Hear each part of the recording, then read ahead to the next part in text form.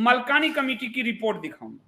Malkani committee की report मैंने अपनी इस किताब में टॉयलेट गुरु जिनके पास है, अब वो नहीं छप रही है, लेकिन इसमें मलकानी कमेटी की रिपोर्ट मैंने 253 नंबर पेज पे कोट किया है। जो कहा जाता है ना कि तुम्हारे पूर्वजों ने इतना अन्याय किया कि कोड़े अब तुम्हें खाने होंगे, तो पूर्वज तो मुगलों ने किए थे, तो क्यों नहीं पसमानदा के पीठ पे कोड़े मारते हो। अब मैं पढ़ाता हूं मलकानी कमेटी 1960 में क्या कहती है। सरकार ने मैला ढोने वाली जातियों के जीवन में सुधार लाने के लिए एनआर मलकानी कमेटी का गठन किया। मैला ढोने वाले यानी कि दलित, महादलित, मेहतर जाति जो कहा जाता था। उस कमेटी ने अध्ययन के बाद 1960 में अपनी रिपोर्ट दी। ठीक है, उस रिपोर्ट के अनुसार मध्यकाल में, ध्यान दीजिए, मध्यकाल यानी मुगल काल, मध्यकाल यानी मुस्लिम आक्रांताओं का काल।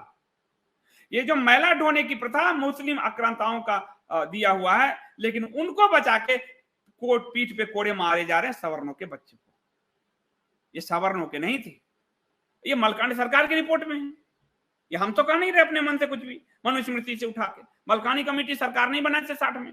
तो सुनिए, मलकानी की कमेटी की रिपोर्ट के अनुसार मध्यकाल में मुस्लिम शासन के दौरान इस्लामी पर्दा प्रथा के कारण मैला ढोने वाली जातियां शहर से गांव तक बनती चली गई, क्योंकि उनकी महिलाएं पर्दा करती थी तो वो घर में ही पट्टी करती थी, टट्टी करती थी, बाल्टी में टट्टी करती थी। उसको उठाने के लिए हिंदुओं को लगाया गया था।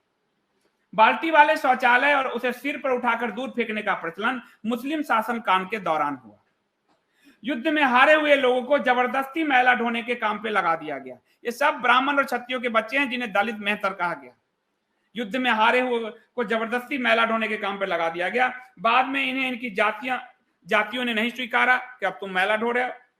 इस्लाम मजहब में समानता का नारा देते हुए ये हिंदू अछूत जातियां बड़े पैमाने पर इस्लाम में चली गई।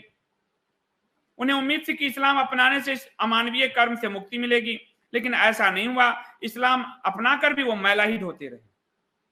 इस्लाम अपनाने के बावजूद मैला ढोने से मुक्ति नहीं मिलने वाले लोगों की जातियां हलाल खोर नाम से बनी। एक जाति का नाम है हलाल खोर। ठीक है, हलाल खोर इस्लामिक शब्द हलाल से बना है, जिसका तात्पर्य है जो हलाल यानी वैध तरीके से अपना जीवन यापन कर रहा है। इस सच्चाई को स्टेनले राइस की पुस्तक Hindu custom and their origins में से भी बल मिलता है। स्टेनले राइस ने लिखा है कि अछूत माने जाने वाली जातियां प्रायः वे जातियां हैं जो विजेताओं से हारी और अपमानित हुई, और जिनसे विजेताओं ने अपने मनमाने काम करवाए। ये तो विदेश के भी विद्वानों ने लिख दिया कि वो मुस्लिम आक्रांताओं के समक्ष जो हारे वो अछूत जातियां बनी, और उसके मार तुम सवर्णों के बच्चे पे मार रहे हो, क्योंकि तुम्हारी हिम्मत मुगल के बच्चों पे हाथ उठाने की नहीं है, और पसमानदा के नाम पर मुगल के बच्चों को आरक्षण देने की पैरवी कर रहे हो। ओबीसी में ऑलरेडी तुम आरक्षण दे रहे हो। तुम पूरे समाज को मजहबी बना चुके हो।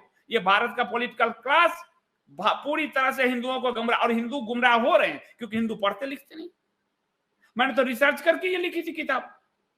ये किताब भी हिंदुओं ने नहीं पढ़ी, तो मैंने अब ज्यादा नहीं छपाया। मैंने कहा पढ़ने से किसी को लेना ही देना नहीं, हटाओ, खत्म करो कहानी, क्यों पैसे पे। अब बता रहा हूं आपको, मुस्लिम अपने साथ महिलाएं लेकर आए थे जो अपना चेहरा ढकने के लिए बुर्का इस्तेमाल करती थी। ये महिलाएं खुले में शौच जाना नहीं जाती थी। उन्हें पर्दे में ही शौच की सुविधा मुहैया कराने के लिए बाल्टी वाले शौचालय की परिकल्पना का निर्माण किया गया। बंदी बनाए गए लोगों को, ये जो बंदी जो हारे, क्षत्रिय ब्राह्मण ये जो हारे, इन शौचालयों की सफाई करने और मैला दूर ले जाकर फेंकने के लिए बाध्य किया गया। बाद में जब ये बंदी रिहा किए गए तो उनकी जाति वालों ने उन्हें नहीं अपनाया। इस तरह लोगों ने अपनी एक अलग भंगी जाति बना ली।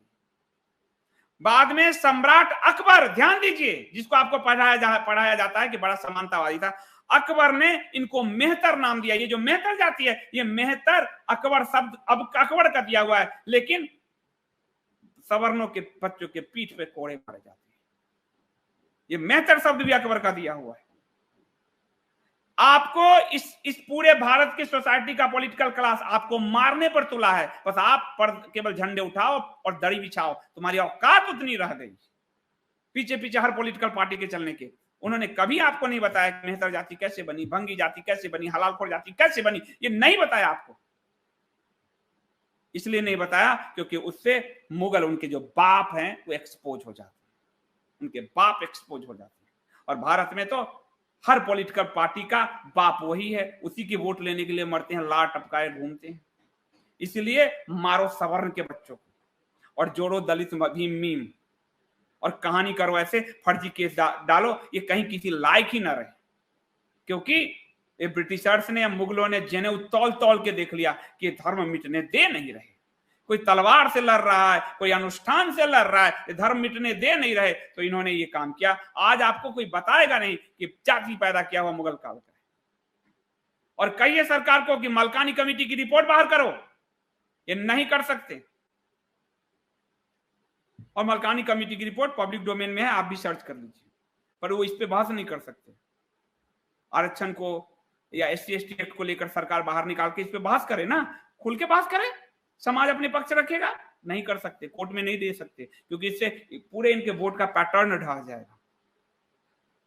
ये असलियत है। आपको बताऊं, मेहतर शब्द महत्तर से बना है, जिसका अर्थ है अच्छा कर्म। अकबर के पास जब ये गए तो उन्होंने कहा आप तो बहुत बड़े कर्म कर रहे हैं, हमारे मैला ढो रहे हैं, तो इससे बड़ा और क्या काम होगा, तो मेहतर जाति बना दी। अब आप सुनिए, उसके बाद आपको भंगी उन स्कैवेंजरों की ओर इंगित करता है जो बांस काटकर टोकरी आदि बनाते थे। पंजाब में भंगियों को चूहड़ या धाना कहा जाता है, तो उत्तर प्रदेश में वाल्मीकि या लाल बेगी, ये नाम दो बड़े महात्माओं के हैं। इनसे पहले हिंदू और दूसरे मुसलमान के अलावा बहुत सारी जो जातियां हैं वो भी मैंने आपको इसमें लिख के दिया है। और भारतीय हिंदू समाज में दिल्ली सल्तनत और मुगल काल के दौरान और मुस्लिम बादशाहों की ज्यादतियों के कारण भंगी और मेहतर और हलालखोर जैसी मैला ढोने वाली जातियां बनी। मैला ढोने वाली इन जातियों पर 1925 में आई एक पुस्तक मेहतर जाति का इतिहास से भी प्रकाश पड़ता है। इस पुस्तक के लेखक देवदत्त शर्मा चतुर्वेदी हैं। चतुर्वेदी के अनुसार राजपूत और भंगी मूलतः एक ही वंश के हैं, इसलिए दोनों ही उपजातियों में अजब की समानता है। इस छोटी सी पुस्तक में दोनों की उपजातियां भी डाल दी गई है।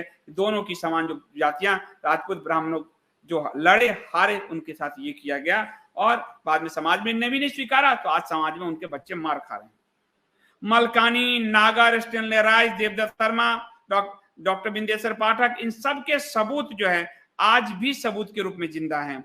आजाद भारत में, स्वतंत्र भारत में एक संवैधानिक छल द्वारा मुस्लिम बहुल राज्य जम्मू कश्मीर में मुसलमानों का मैला ढोने के लिए करीब 250 हिंदू परिवारों को संवैधानिक रूप से भंगी बनाया गया। आज वो उन्होंने जो कहा, आपको, आप कहोगे झूठ, जम्मू कश्मीर में 250 हिंदू परिवार को भंगी बनाकर रखा गया मैला ढोने के लिए मुस्लिम समाज का। ध्यान दीजिए आप, जिसकी संख्या आज बढ़कर करीब 2.5 लाख हो चुकी है। आजादी के 70 साल बाद भी कश्मीर के इन परिवारों की नई पीढ़ी को यह हक नहीं है कि वह भंगी के अलावा कोई दूसरी नौकरी हासिल कर सके। संवैधानिक रूप से उन परिवारों की वर्तमान व आगामी सभी पीढ़ी को भंगी का काम करना। जब 370 से पहले ये सब स्थिति थी, जो 370 हटा तो उसमें परिवर्तन आया।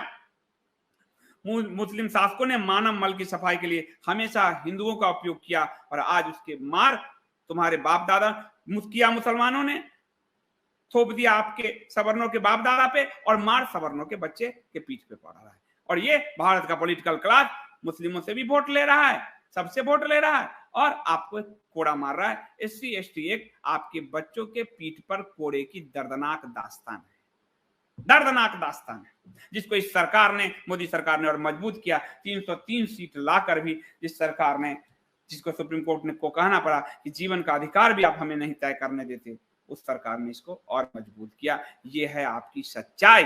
आंख मिलाओगे तो दर्द होगा, आंख नहीं मिलाओगे तो चोर की तरह भागते नजर आओगे और कोई रास्ता है नहीं आपके पास। धन्यवाद।